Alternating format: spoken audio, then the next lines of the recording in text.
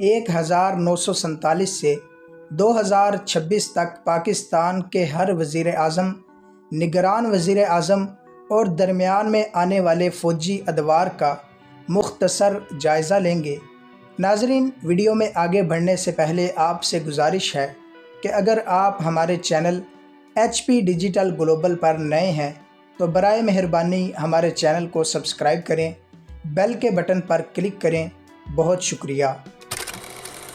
ناظرین، 1947 میں پاکستان آزاد ہوا اور اسی سال قائد اعظم محمد علی جناح نے نوابزادہ لیاقت علی خان کو پاکستان کا پہلا وزیر اعظم مقرر کیا۔ نئے ملک کی بنیاد رکھنے میں ان کا اہم کردار تھا، لیکن 16 اکتوبر 1951 کو راولپنڈی کے کمپنی باغ میں ایک جلسے کے دوران لیاقت علی خان کو گولی مار کر شہید کر دیا گیا۔ اس طرح ان کی حکومت ختم ہو گئی۔ لیاقت علی خان کے بعد خواجہ ناظم الدین پاکستان کے دوسرے وزیر اعظم بنے۔ انہوں نے تقریباً 1.5 سال حکومت کی، مگر 1953 میں گورنر جنرل غلام محمد نے انہیں برطرف کر دیا، حالانکہ ان کے پاس اسمبلی کی اکثریت موجود تھی۔ ناظرین، پاکستان کے تیسرے وزیر اعظم محمد علی بوگرا بنے۔ انہوں نے آئینی بحران حل کرنے کے لیے بوگرا فارمولہ پیش کیا، لیکن 1955 میں ان کی حکومت بھی ختم ہو گئی۔ پھر چودھری محمد علی وزیر اعظم بنے۔ ان کے دور میں 1956 کا پہلا آئین نافذ ہوا اور پاکستان اسلامی جمہوریہ پاکستان بنا، مگر سیاسی اختلافات کے باعث 1956 ہی میں انہوں نے استعفیٰ دے دیا۔ پھر حسین شہید سہروردی پاکستان کے وزیر اعظم بنے۔ انہوں نے مشرقی پاکستان اور مغربی پاکستان کے درمیان تعلقات کو بہتر بنانے اور معیشت کو مضبوط کرنے کی کوشش کی، لیکن سیاسی اختلافات بڑھنے پر 1957 میں انہوں نے بھی استعفیٰ دے دیا۔ ان کے بعد ابراہیم اسماعیل چندریگر وزیر اعظم بنے، مگر ان کی حکومت صرف تقریباً 56 دن چل سکی، جس کے بعد انہیں بھی عہدہ چھوڑنا پڑا۔ ناظرین، ان کے بعد فیروز خان نون وزیر اعظم بنے، لیکن 7 اکتوبر 1958 کو جنرل ایوب خان نے مارشل لا لگا دیا، آئین معطل کر دیا، اسمبلیاں توڑ دیں اور وزیر اعظم کا عہدہ بھی ختم کر دیا۔ جنرل ایوب خان تقریباً 11 سال تک اقتدار میں رہے۔ ان کے دور میں دارالحکومت کراچی سے اسلام آباد منتقل ہوا۔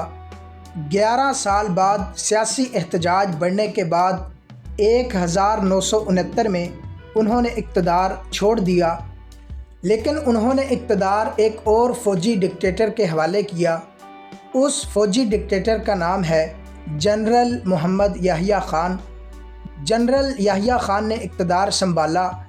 ان کے دور میں 1970 کے عام انتخابات ہوئے، لیکن سیاسی بحران اور 1971 کی جنگ کے نتیجے میں مشرقی پاکستان الگ ہو گیا۔ 7 دسمبر 1971 کو نور الامین پاکستان کے وزیر اعظم بنے، لیکن وہ صرف 13 دن اس عہدے پر رہے۔ 20 دسمبر 1971 کو نور الامین کا دور ختم ہوا اور اقتدار ذوالفقار علی بھٹو کے حوالے کر دیا گیا۔ ذوالفقار علی بھٹو نے صدر اور چیف مارشل لا ایڈمنسٹریٹر کا عہدہ سنبھالا۔ ناظرین، پھر 14 اگست 1973 کو نئے آئین کے نفاذ کے بعد وہ پاکستان کے وزیر اعظم بنے۔ ان کے دور میں 1973 کا آئین نافذ ہوا، اسلامی سربراہی کانفرنس لاہور میں منعقد ہوئی اور پاکستان کے ایٹمی پروگرام کی بنیاد مضبوط کی، لیکن 5 جولائی 1977 کو جنرل ضیاء الحق نے مارشل لا نافذ کر دیا، بھٹو کی حکومت ختم کر دی، آئین معطل کر دیا اور وزیر اعظم کا عہدہ بھی ختم ہو گیا۔ بعد ازاں 4 اپریل 1979 کو ذوالفقار علی بھٹو کو پھانسی دے دی گئی۔ ناظرین، جنرل ضیاء الحق تقریباً 8 سال تک بغیر کسی وزیر اعظم کے اقتدار میں رہے۔ پھر 1985 میں غیر جماعتی انتخابات کرائے گئے، جن کے بعد محمد خان جنیجو پاکستان کے وزیر اعظم بنے۔ جنیجو نے جمہوری نظام کو مضبوط بنانے کی کوشش کی، لیکن اختلافات بڑھنے پر 29 مئی 1988 کو جنرل ضیاء الحق نے اسمبلیاں توڑ کر انہیں برطرف کر دیا۔ ناظرین، چند ماہ بعد 17 اگست 1988 کو جنرل ضیاء الحق ایک طیارہ حادثے میں جاں بحق ہو گئے۔ اس کے بعد عام انتخابات کا راستہ ہموار ہوا اور پاکستان میں ایک بار پھر جمہوری دور کا آغاز ہوا۔ 1988 کے عام انتخابات کے بعد بے نظیر بھٹو پاکستان اور پوری اسلامی دنیا کی پہلی خاتون وزیر اعظم بنی۔